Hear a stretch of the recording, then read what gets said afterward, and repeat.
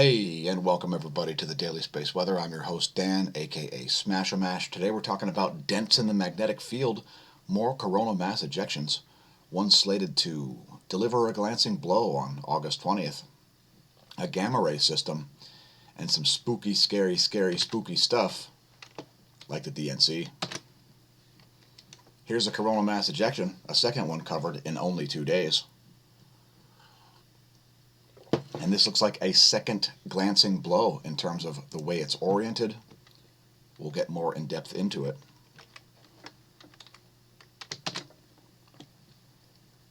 There's some imagery. And I'll leave that there for a minute. By the way, we've got blue flames in honor of the Democratic National Committee and the Democratic Convention. It's totally legit, folks. It's totally legit.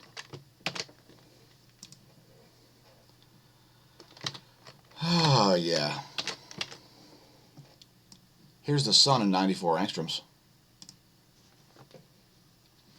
Please leave a comment if you're scared and spooked. By the way, there's a sunspot to report on also. It's sunspot 2772, and it's located right here. So for all of you grand solar minimum kooks out there who want to see zero sunspots to facilitate your own forecasts, sorry, but there's another sunspot. We'll let you know if it's alpha or beta class by the end of the video. So tons of stuff to cover. Let's blast through a whole bunch more data. Here's the LASCO C2, and you can see that there is a bit of ejecta coming out of both sides, both the east and the west. Coronal mass ejections.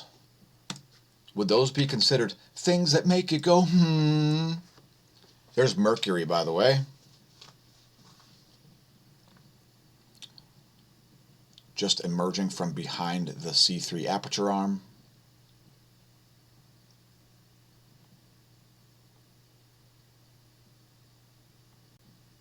And that one doesn't quite show the...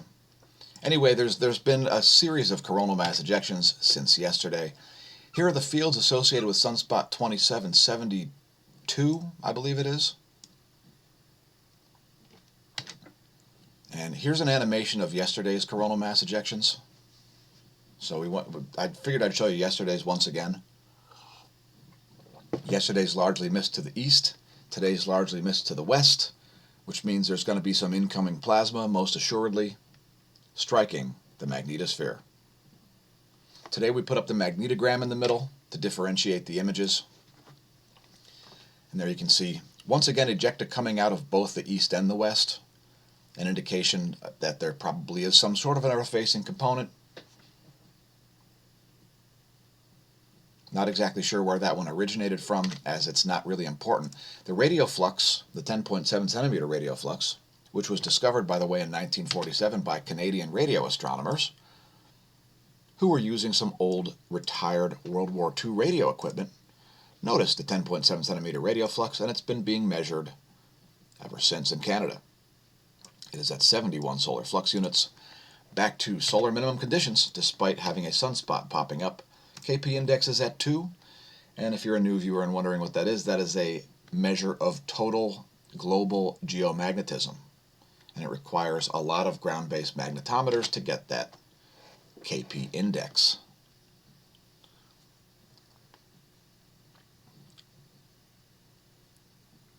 Next, looking at the GOES X-ray flux to see no significant solar flares over the past 24 hours. And don't get solar flares and coronal mass ejections confused, folks. Solar flares are photons, and coronal mass ejections are protons. Very different, very different. And there you can see the proton flux remains quite flatlined. Next, looking at real-time solar wind. To see a recently shifty phi angle and BTBZ. So we've seen pretty wild shifts here in the BTBZ. Although they've currently converged on the zero line here a bit. Current phi angle around 95 degrees. We see a recent small uptick here in the solar wind density, almost up to 13 protons per cubic centimeter. Solar wind speed, 328 kilometers per second. Next, we're going to look at geospace magnetosphere movies, and we're hoping it loads. Let me check the life of the stream while we wait, and it looks like our internet connection is doing just fine. Here is 4 hours of data, courtesy University of Michigan Geospace Model, V1.5. So we see some very large expanded plasmaspheres here. You see all this empty space around the magnetosphere. That's where the plasma hangs out. It's held in place by the Van Allen belts, which are belts of electrons which encircle the planet, orienting to magnetic field force lines. And there you can see that small uptick in the solar wind density, causing a little added pressure. Here toward the end, you can see it starts to ramp up there. And there you can see some variations in the most recent solar wind, and correspondingly with the size of the plasmasphere, the Van Allen belts, etc. Next, looking at ground magnetic perturbations.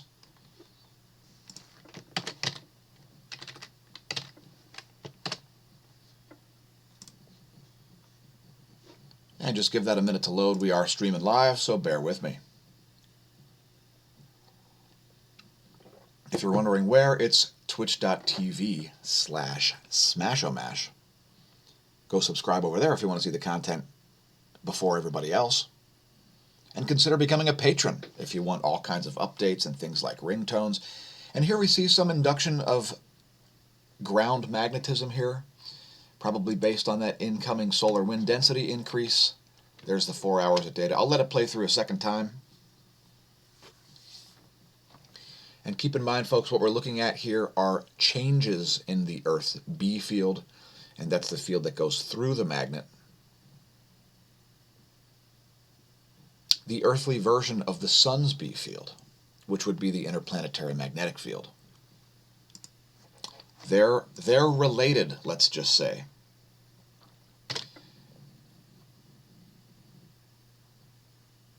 And next we're going to look at whatever the heck is taking forever to load. And it's the GOES magnetometer. And you can see fairly unsmooth magnetometer here. And let's take a look at the current sheet situation.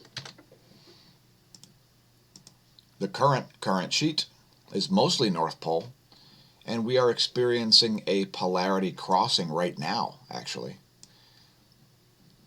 Keep in mind the data is 1 hour and 43 minutes old.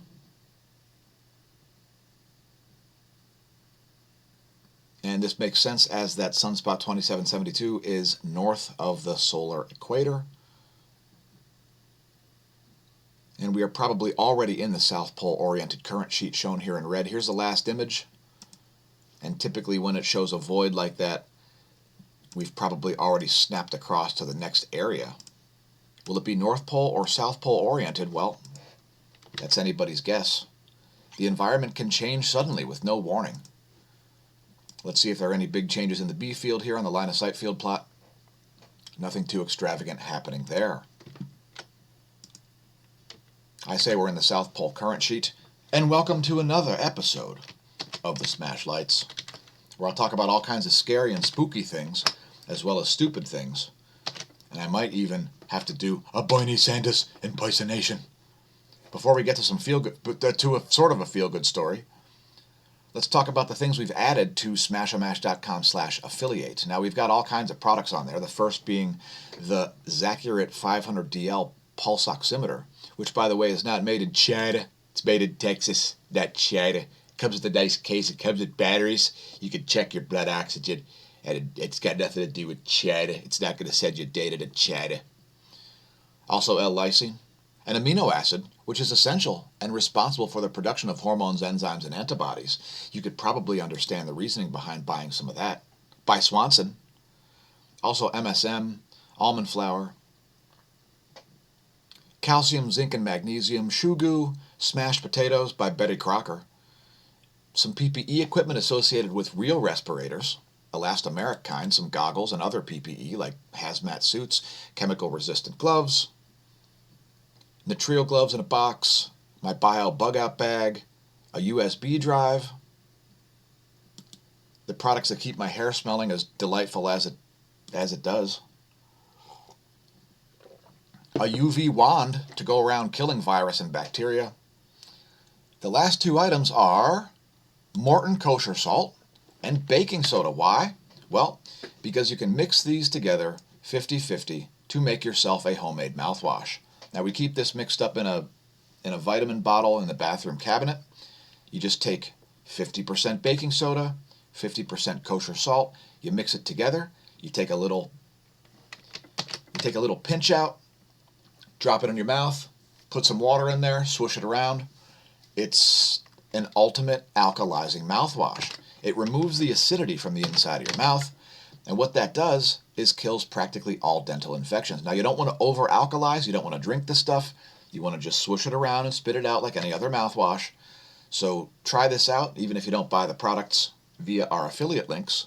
Next time you feel a canker sore or even a toothache, try gargling with a combination of baking soda and kosher salt and see what it does. Now, you can also chew a Tums, will also have a similar effect, but this is not going to encourage you to swallow any of the alkaline material.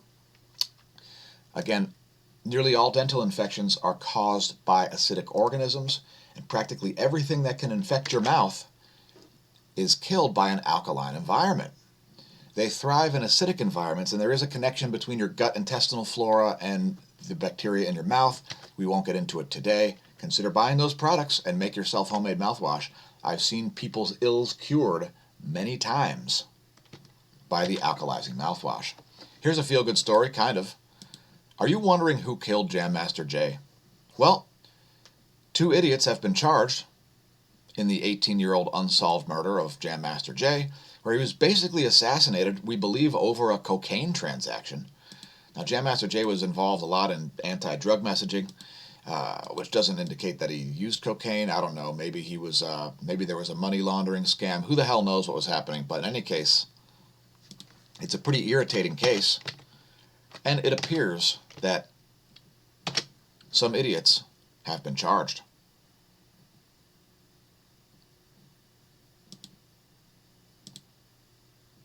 Who are the idiots in question?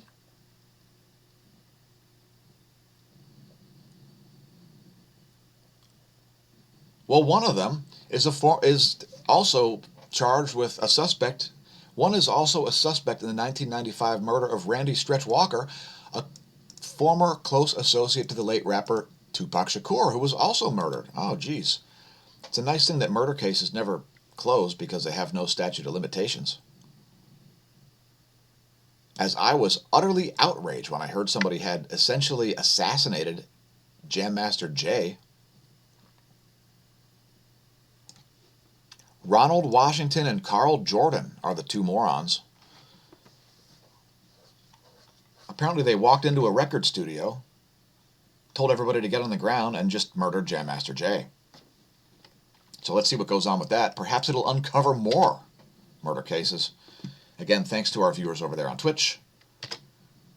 It's twitch.tv/smAsho. If you're on YouTube and you haven't pressed like and subscribe and pressed the notification bell so that you may even be informed when we produce a video, please do so now. No, that's okay. We'll wait. Have you pressed like and subscribe yet? The video does not continue until you press like and subscribe. Or perhaps leave a comment expressing your discontent.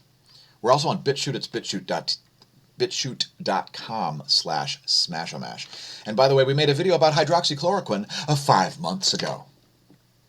Let's talk about the smAsho mission, which you can read all about at smashamash.com/forum/mission. Let's talk about number 2. There's a lot of number 2 out there. People are taking number 2s on your rights. Number 2 is to raise the awareness of the general public of the relationship between space weather and Earth effects. By the way, all your weather comes from space, more or less. Here's an article on SciTech Daily about the magnetic dent in the planet known as the South Atlantic anomaly, which is splitting into and one part of it is headed towards South Africa. Now, I'm just going to play a little clip of this YouTube video here with no sound, as I'm one of the top ragers when somebody refers to the sun or the earth as similar to a bar magnet.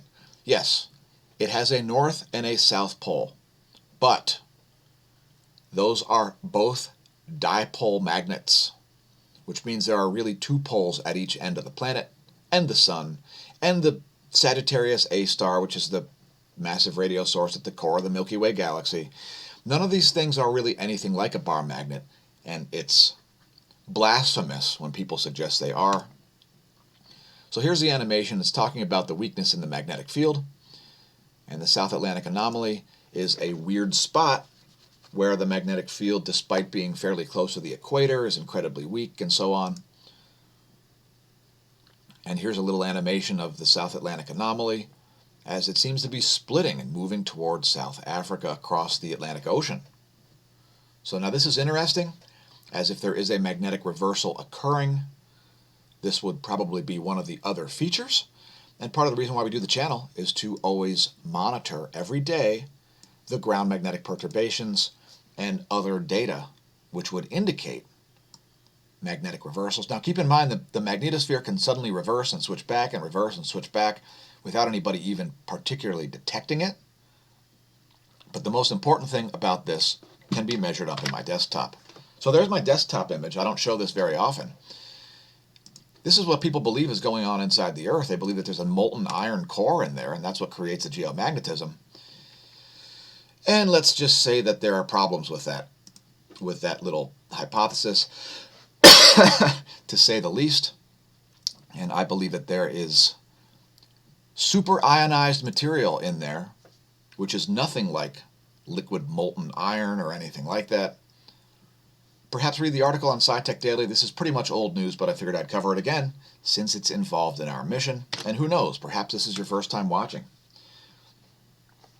Consider becoming a patron if you haven't. Thanks to our patrons for being the real source of funding for the content. We do have a credit crawl on the way, and we've got to start a thread in Patreon here to let our patrons let us know how they would like their name listed in our credits crawl. So it's going to happen. Please consider supporting the channel over there, as we need lots more funding to even continue to exist, much less to expand our operation in the way that we want it to. We're also on Subscribestar and all other various other social media sites. Check the links below the video. Support us in whatever way you can. Perhaps purchase some merch. Maybe you're in the market for the 3C405 shirt, a shirt featuring a radio image of massive radio galaxy Cygnus A, otherwise known as 3C405. The most massive radio source in the sky, second only to the sun, despite being estimated at over 500 million light years distance. If you haven't checked out smAsho.com/forum, it's free. We don't have a paywall yet, thanks to our 1,421 users. And we've got forums on cosmology, Earth and geophysics, general science, the sun, a free-for-all, and a new users forum. Thanks everybody for posting over there. And now we've gotten really scary and spooky. How scary and spooky? Well, not that scary and spooky, but pretty scary and spooky. I'm scared. I'm spooked. Oh my God, I better take my UV wand and remedy this situation.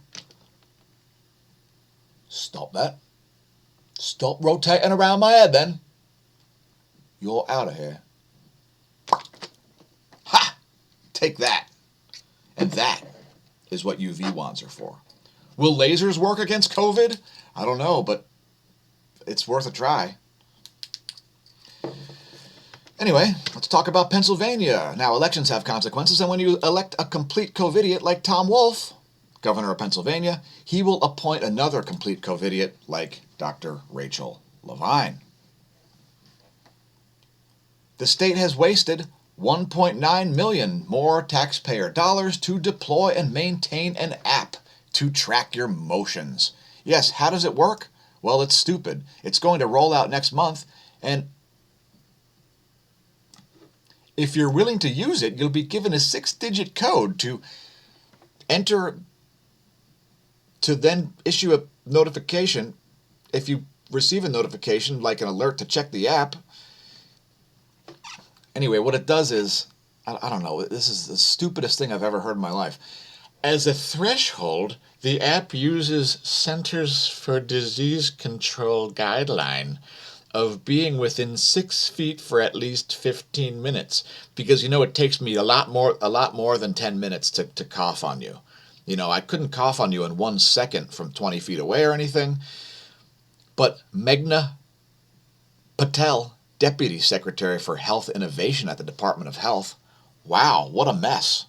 Is Rachel Levine your ultimate boss? What's up with the baked bean teeth on that dude? I mean, that chick. That chick, Rachel Levine, yeah, former NCAA linebacker, is in charge of some of your healthcare decisions here in Pennsylvania. This app is about Pennsylvanians helping Pennsylvanians. So now that the pandemic is completely gone, next month in September, Pennsylvania plans to launch an idiotic, Bluetooth-based, by the way, Bluetooth. Really? Bluetooth? Are you kidding me? What a joke. The identity will be protected by encryption and anonymous identifier beacons that change frequently, the companies have said. Duh. All I can say is duh, Pennsylvania.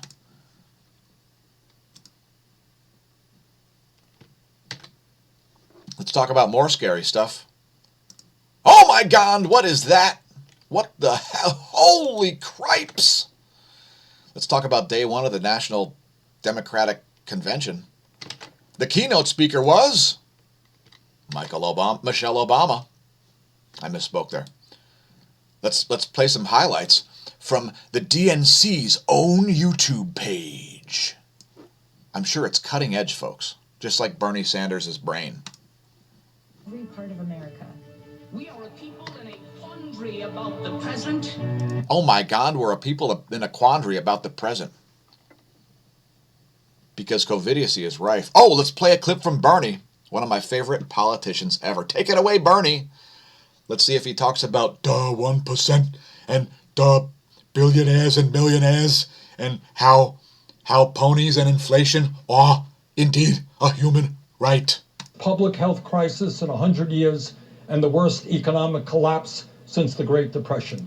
Now, I love Bernie's robotic hand motions. You can clearly tell that he has no idea what he's doing here. Watch his hand motions. If you watch them closely, they have nothing to do with what he's saying. They're mechanical, and I think Bernie may be operated by a series of termites in his sawdust-filled brain. Let's talk about a drinking game associated with the DNC. Thanks, Matt Taibbi. Shout out to Matt Taibbi. Drop me a line for an interview.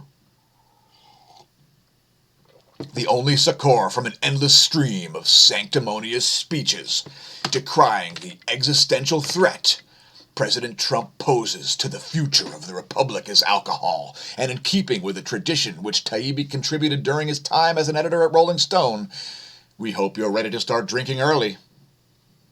Because the DNC is going on all week, and you may want to just call off work for the rest of the week here. Without further ado, drink every time anybody says post office, postal service, or mailbox, or any variation thereof, the soul of America, history or historic, but only if a convention speaker utters it. If they say existential threat, this president, let me be clear, and then a double shot if what comes after is not clear, when it usually isn't. Elections have consequences, folks. Are you scared and spooked? Because it's pretty scary and spooky, if you ask me. If they say the word access, like access to health care or access to a good education, you may drink twice if it comes in conjunction with an argument about opportunity. If they say systemic, systematic, structural, fundamental, or fundamentally, double shot if the words are uttered by somebody who has never voted or supported a systemic reform. Someone who speaks positively of a Clinton. If they say this is not who we are. If they say above the law. If they say something Mitch McConnell is a human right. If they say Trump and then a rehearsed witticism, also golf. If they say Russia or birther, or if they attempt to speak Spanish, or if they say unity or civility, or if they say uncharted waters, which, by the way, you should drink rum, which is a reference to the Caribbean, where sugar and all that happy stuff, molasses. Democracy itself, and you must drink once per hour to, if they say racist, black lives, or lies. I like it. Sounds like a good idea. Also, if you'd prefer to play bingo, here is your bingo board, and it's available at zerohedge.com. Should be fun. Last night's keynote speaker was former First Lady Michelle Obama. Opening act. And when I say act, I mean by an actor known as Bernie Sanders, economically illiterate senator from Vermont. Let's talk about some of Bernie's quotes, as I love Bernie's quotes. Oh, that's not what I wanted. We must come together, defeat Donald Trump, and elect Joe Biden and Kamala Harris as our next president and vice president. Sanders said, my friends, the price of failure is just too great to imagine. Now, Bernie Sanders is a massive failure. He can't even seem to secure the Democratic nomination, despite being able to put together a coherent sentence once in a while, assuming he's not talking about economics. My friends, I say to you and to everyone who supported other candidates in this primary and to those who have voted for Donald Trump in the last election, the future of our democracy is at stake. The future of our economy is at stake. The future of our planet is at stake, Sanders said in a pre-recorded speech filmed in his Burlington, Vermont home. By the way, Bernie has 3 homes, if you weren't aware, which makes him a member of the 1%. So thanks for your speech, Bernie. We think it's fantastic. We think it's simply fantastic. By the way, if you'd like to make America not suck again, one of the ways you could do so is by buying a t-shirt. How about in slate gray? Or maybe in navy blue? Get one in navy blue to match the blue flames behind me. Yeah, those are to honor the Democratic National Committee. It's going strong. Look at the hot flames of that Democratic National Committee. It's just amazing back there. It's burning bright. We've got other shirts also. You could do the one I'm wearing now, for instance, maybe the Smasher Price, my first pandemic, or Scamdemic. If you've got a breaking news story, drop us a line at the smAsho VOIP line. It's country code 1, area code 610-936-9799. That's country code 1, area code 610-936-9799. We're growing our organization. If you haven't checked out smashamash.org, check it out. We've got our social media links over here underneath this arrow, as well as links to the forum and 2 different Teespring stores, as well as our smashamash.com/affiliate, where we have a bunch of Amazon links. Here's the other Teespring store. Perhaps consider picking up consider joining the Smash Team via the Smash Team shirt. We've got this one in every color. How about white? Although summer's almost over, what about a forest green? Oh, that's pretty good. The Smash Team. Thanks for being on the Smash Team. And again, check out our affiliate links. We've put all of these Amazon products in one convenient place, smashamash.com/affiliate. Has anybody checked out Parential? We picked up a story on it the other day about long-lasting celebrity marriages, and we're trying to vet the site. I haven't heard any response yet about Parential.com.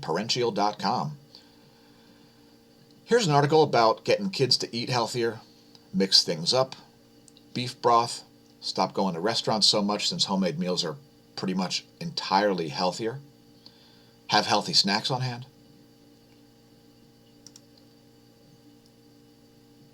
Make the grocery store shopping with your kids. Maybe you can share some ideas. Cut down on sugar and avoid soft drinks altogether.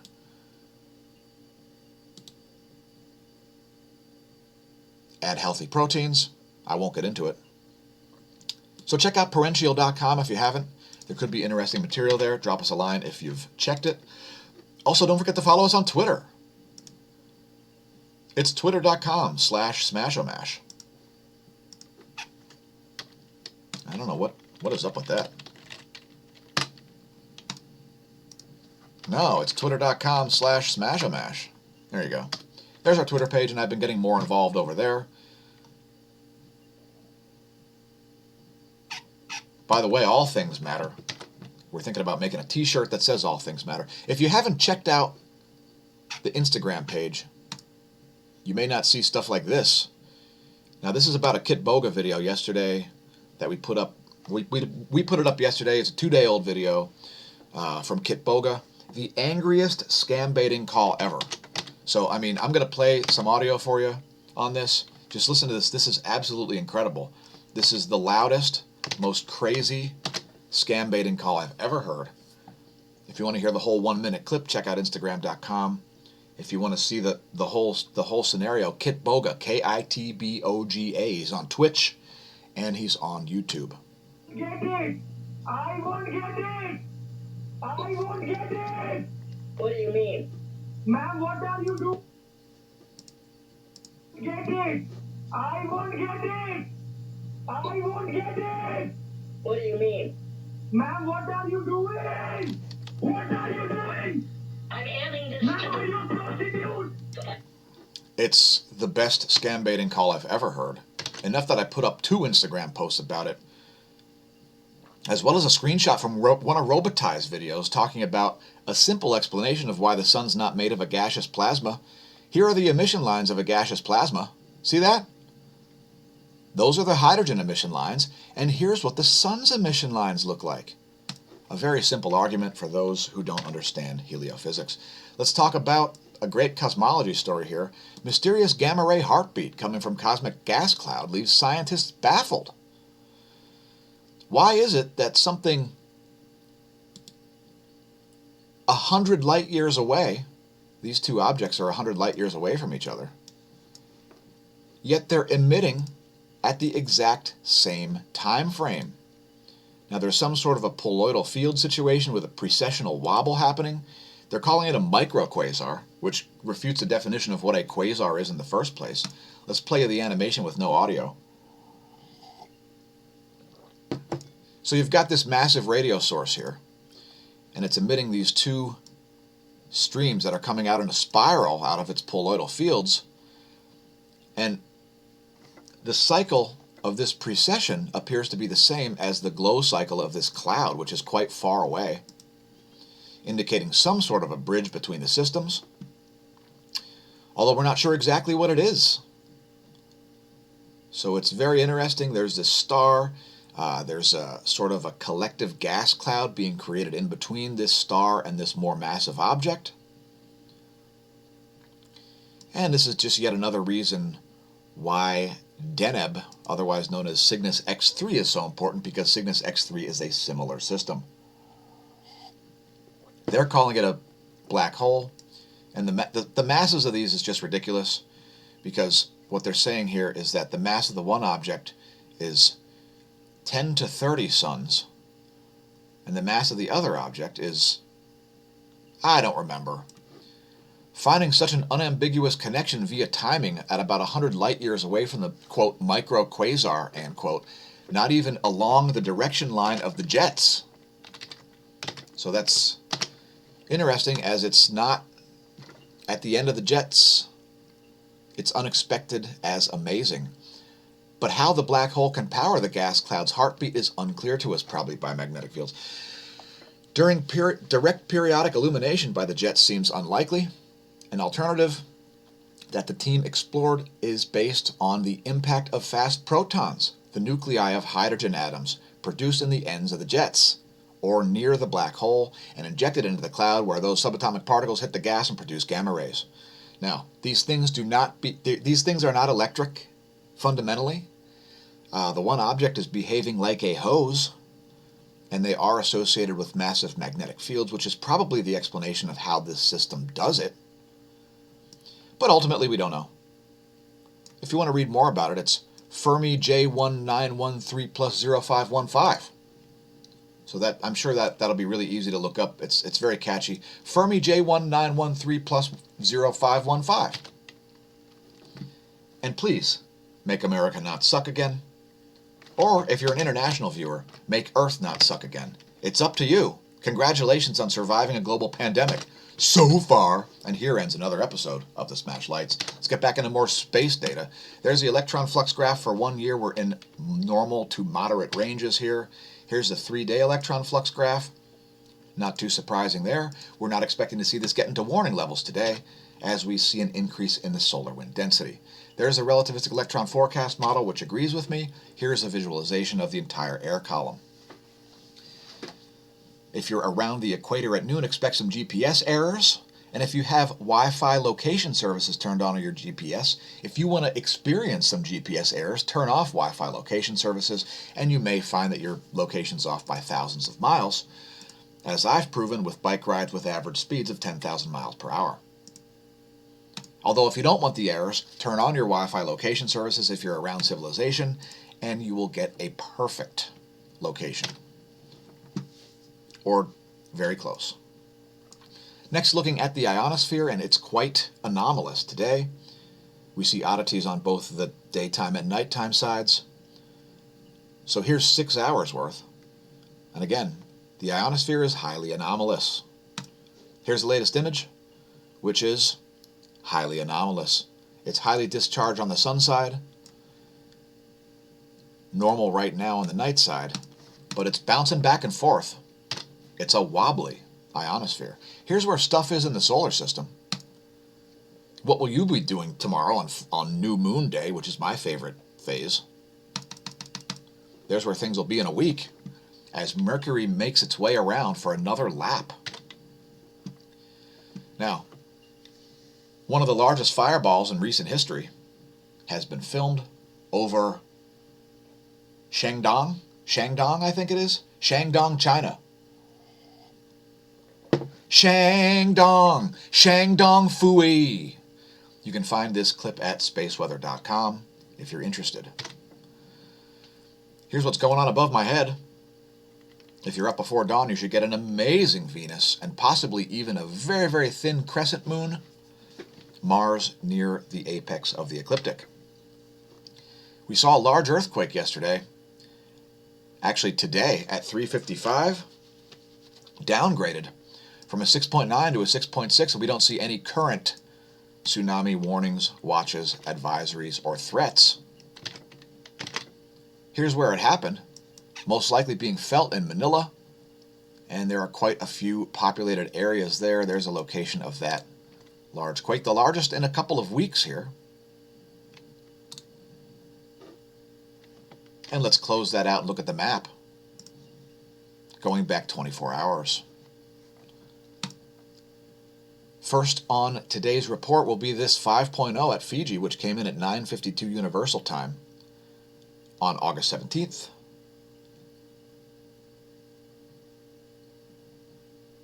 About 20 hours ago, and it's at nearly 600 kilometers depth.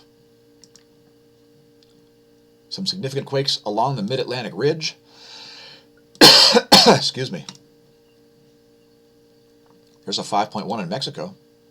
And we usually only report on certain types of quakes here over a 6 magnitude to not make the content too long, but we do scroll up the list so you can see what's going on.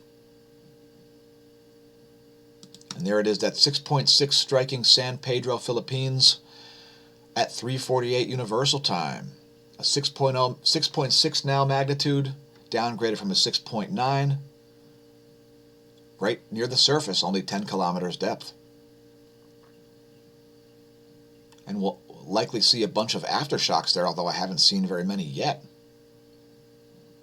In fact, I don't think I see any yet.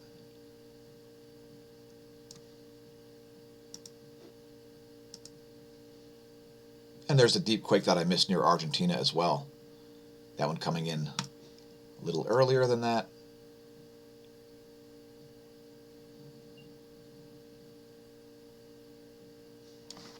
And let's move on to volcanoes. And by the way, thanks everybody for tuning in. We do appreciate your comments when you share the content on your social media, etc. Please consider helping us out on Patreon or by buying some of the products that we advertise. We haven't sold out yet. but we're considering it. Nishinoshima erupting in an explosive fashion and producing a 10,000-foot ash plume. Subanuse-jima, which is another Japanese, a Japanese area volcano, 7,000-foot ash plume there. Cinnabung, still in the list, 13,000-foot ash plume there. Dakono exploding, flight level 070, that's 7,000 feet. Popocatépetl, volcanic ash not identifiable. Please don't build a campsite at the base of Popocatépetl. We don't want to see you killed in a pyroclastic flow. Sangay exploding, flight level 190, 19,000 feet. Weak emissions from Sabancaya are not an indication to pole vault the caldera.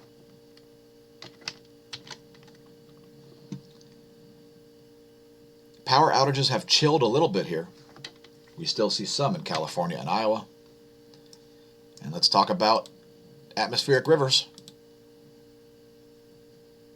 There have been some seen. That's from August 10th. 2 of them. One east and one west of Australia. If you don't know what an atmospheric river is, maybe read the SciTech Daily article. Here's what's going on in terms of weather.gov.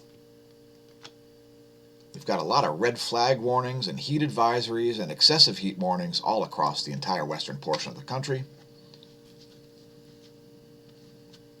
Let's take a look at pressure maps. And by the way, the Brian Stelter anticyclone is living long and being strong off the coast of western South America. Let's advance the GFS forecast for pressure systems, courtesy of windy.com, who's got a great mobile app, by the way. It's free. Download it for your smartphone.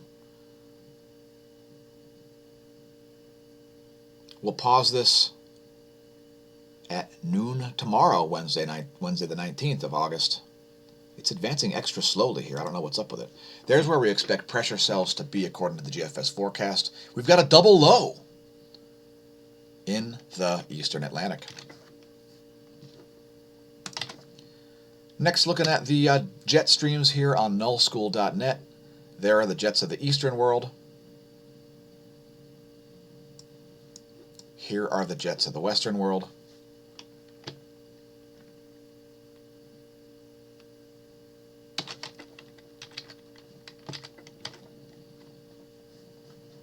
Next is lightningmaps.org. We've got quite a bit of lightning here.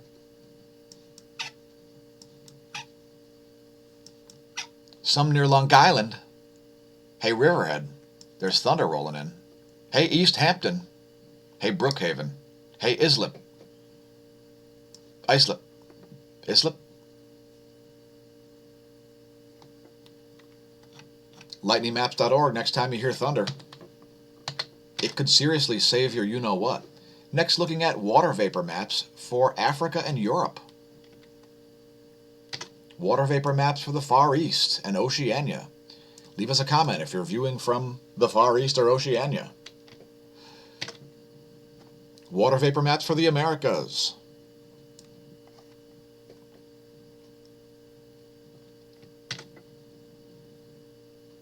How about a U.S. Doppler radar map? It's value-added features, folks. Got some strong storms over northern New Jersey, as well as over central Indiana and southern Arizona. Those are moving quickly and in a very odd direction. Here's what's going on in the cloud layer. And since there's not a lot of weather pornography to watch, let's take a look at this tropical system, showing significant counterclockwise rotation. They're off the west coast of Mexico. Next, water vapor map. Here's the U.S. water vapor map.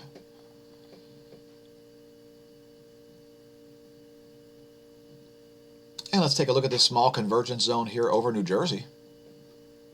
Shout out to our mid-Atlantic viewers. Leave us a comment if you're viewing from the local area. I'm located in Lehigh Valley, Pennsylvania. If you're wondering where it is, it's right about there, right where that little corner of New Jersey sticks in. That's the Delaware River. The border between Pennsylvania and New Jersey. We're practically in smelling distance of the state of New Jersey, which kind of stinks. Don't be offended if you live there. I mean the government. Although if you're a government official, I don't know, be offended if you want to. I don't really care. This is the United States, and I'm going to say whatever I want, whenever I want, about whoever I want. And we've got a major convergence happening right above my head right now. It's going to be clear skies when I go outside. When you see this dry mass of air, it's usually an indication of clear skies. And we've got some cool air being injected via the jet stream. Hey, Smash team. Thanks for tuning in. Please don't forget to share the content on your social media. Tell your friends, tell your foes, tell your science noobs and your science pros. There's a lot of stuff to talk about. And man, that blue flame just went right out. It was really easy to blow out. It's blowing itself out, by the way. Thanks for flying, American Smashways. Please keep your head in arms inside the Smash plane at all times, as we've got a bonus of features. We're going to show you a 48-hour, 171 angstroms view. We're going to show you the intensity gram and the current situation of sunspot 2772. Here's the magnetic field of it. There you go. And it's already a beta-class sunspot, as we see North Pole umbra here, South Pole umbra here, indicating that it's not only cycle 25, but it's beta class, increasing the probability of solar flares. Here's the latest image on the intensity gram. And there you can see different polarity umbrae. So this one's North Pole. These are South Pole, making this beta class. Beta class. And here's the 171 angstroms 48-hour SDO video. You can see this formation of that sunspot there. It's pretty close to the equator, actually, but it is indeed cycle 25 as it is being led by North Polar Field polarity. Anyway, that's about it. Thanks for tuning in. Remember, stare at the sun, don't drink, and if you do, don't drive. Attempt to understand the physics. Welcome to the Neo-Renaissance. Please support the channel by visiting the links below the video. And since it'll never be now again, may that solar wind be at your back. Check it out, there's some activity rising in the southeast as well.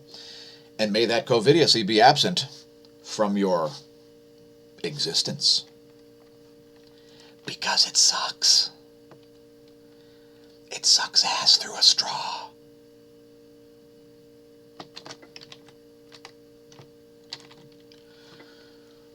Oh, oh, oh, oh. The easiest way to destroy evil is to cast light on it. Oh, oh. Oh, I got him. Huh. See you next time.